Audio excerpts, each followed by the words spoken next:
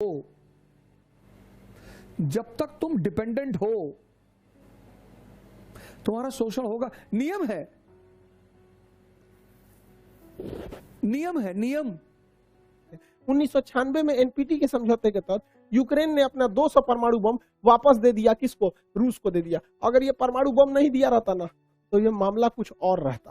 समझ गए? तो ये परमाणु बम कितने शक्तिशाली है। कोई भी परमाणु संपन्न देश पर हमला नहीं करता है, क्योंकि जब तक तुम कमजोर रहोगे तुम्हारा शोषण होगा। तुम किसी भी जाति के हो, किसी भी धर्म के हो, क्या फर्क पड़ता है। हालांकि यूक्रेन के जो प्रेसिडेंट है ज़ेलेंस्की वो भी ज्यूज यानी यहूदी हैं और इजराइल भी यहूदी है। अब ये उसका मदद नहीं करा क्योंकि भैया देश सर्वोपरि होता है। अपने देश को काहे लिए हम रिस्क में डालेंगे। लेकिन देश के नागरिकों को भी सोचना चाहिए। किसी देश को इतना टॉर्चर मत करो। रूस को अपनी सुरक्षा चिंताओं को ध्यान में रखना पड़ेगा। हमको बड़ा कड़ा शब्द में बोलना पड़ता है, लेकिन ये बात जरूर है कि अगर यूक्रेन आज आंसू नहीं बहाएगा तो कल यूक्रेन की वजह से रूस को खून के आंसू बहाने पड़ेंगे। क्योंकि नाटो धीरे धीरे पैर पसार रहा है। 15 देशों को तोड़ दिया नाटो ने। ये जितने रेड कलर के हैं सब नाटो के देश। अब आप ही बताइए, यहाँ पर रूस है। रूस के सिधाने इतने दुश्मन देश है। रूस अगर इनमें से किसी एक को मारेगा ना तो ये सब मिलकर मारेंगे। तो रूस को तो पूरी तरह से बर्बाद करने का प्लान है नाटो वालों का। यूक्रेन को सबक सिखाने के लिए रूस ने क्या किया, एक तो 2014 में क्रीमिया को हड़प लिया। क्रीमिया पे हड़पने के कारण ये एजोव सागर पूरी तरह से रूस के कब्जा में आ गया। इसके बाद यहाँ डोनस तथा लुहांस ये 2 शहरों को, 2 जगहों को विद्रोहियों को खड़ा किया और अपने सैनिकों को यहाँ भेज दिया। और वो सैनिक जो थे वो सादी वर्दी में थे और विद्रोह कर दिए और कहें, और रूस ने इसको मान्यता दे दिया कि ये अलग देश है और इन अलग देश है। और यहाँ अपनी पूरी तरह सेना उतार दिया। इसमें पूरी तरह रूस की सेना आ गई। यहाँ रूस की सेना पहले से थी। रूस बहुत ही सावधानी से चल रहा था। ये ऊपर का देश है बेलारूस। यहाँ रूस अपनी पूरी सेना भरे हुए है ताकि इधर से हमला करना होगा तो कर ही देगा। ये रूस है, इधर से हमला आराम से कर देगा।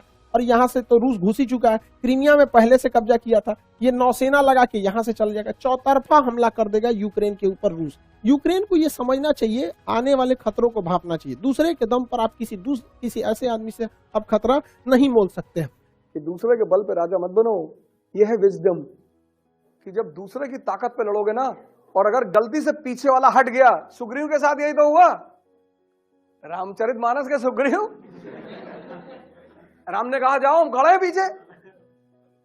पहली राउंड में बाली ने बहुत मार मारा इनको। कोई मदद के लिए नहीं आया।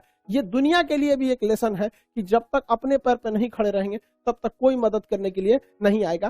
कोई आएगा कैसे मदद करने के लिए आपके ऊपर? आपकी खुद की परछाई भी ना अंधेरे में आपका साथ छोड़ देती है, तो दूसरे से क्या उम्मीद कर रहे हैं? मुसीबत पड़ने पे हर इंसान साथ छोड़ देती है, जब अंधेरे में परछाई ने छोड़ दिया तो। जिंदगी की जितनी भी लड़ाइयां हैं वो तुम लड़ोगे। इसलिए बड़े सारे माँ बाप बड़े प्रोटेक्टिव होते हैं, बर्बाद करते हैं अपने लड़कों को।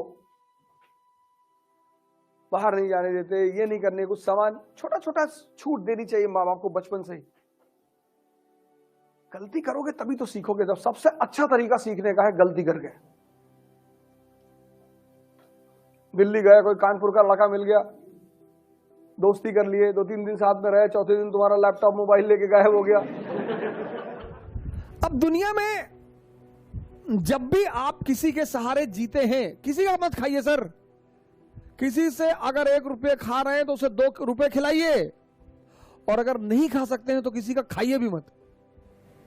मिर्जापुर में ललित का हाल देखे ना, ऐसे ही हाल होता है जो दूसरों के सहारे जिंदा रहते हैं।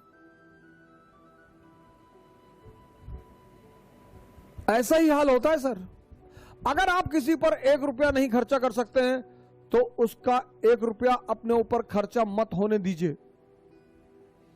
जब तक संभव हो दुनिया में किसी का एहसान मत लीजिए, नहीं तो कल आंख दिखाएगा तो आप गाली नहीं दे पाएंगे। किसी का खाइए मत सर, बिल्कुल मत खाइए, नहीं तो किसी दिन किडनी मांग लेगा आपकी। खिलाएगा, पिलाएगा, जूता पहनाएगा, नाइक का, रेडॉस का। या नेता लोग क्या कहते हैं, भाई है हमारा। नेता के साथ जो 2-4 लोग टहलते हैं, कभी नेताजी से पूछे कि नेताजी ये कौन है? अरे हमारे भाई की तरह है। और किसी दिन ले आके ललित वाला हाल कर दिया। पराधीन सपने सुख नहीं, तुलसीदास यही तो कहते हैं, जो दूसरे के अधीन है उसको सपने में भी सुख नहीं है, पराधीन सपने सुख नहीं। यूनाइटेड स्टेट्स ऑफ अमेरिका, सबकी तमन्ना है जाने की, कुछ लोगों की तमन्ना मिटाने की भी है। नंगे हैं, भूखे हैं, अमेरिका को खत्म कर देंगे। अमेरिका को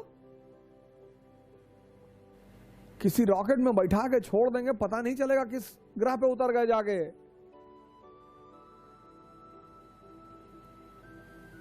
एक पक्षी है रैवन, वो बाज के कंधे पे जाके बैठ जाता है, और बाज शाहीन, पक्षियों का राजा है शाहीन, शेर के मुंह से गोश्त निकाल लेता है। शेर जब उसकी आवाज सुनता है तो शेल्टर मांगने लगता है, भागने लगता है। उसके कंधे पे जाके रैवन नाम का पक्षी बैठ जाता है।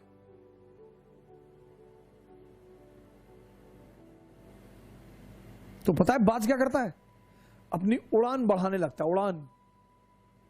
और जैसे जैसे उसकी ऊंचाई बढ़ती रहती है, ऑक्सीजन लेवल कम हो जाता है, रैवन को भागना पड़ता है। अपनी ऊंचाई बढ़ाओ, इतनी बढ़ाओ कि जितने लोग तुम्हें दबाना चाहते हैं उनका दम घुटने लगे, वो खुद ही भाग जाएं। अपनी सारी ताकत अपने में लगाओ और अपनी ऊंचाई को इतना बढ़ाओ कि तुम्हारे जितने अगल बगल लोग भगवान के आशीर्वाद स्वरूप तुम्हारे पीछे पड़े हैं, उनका दम घुटने लगे। जय हिंद।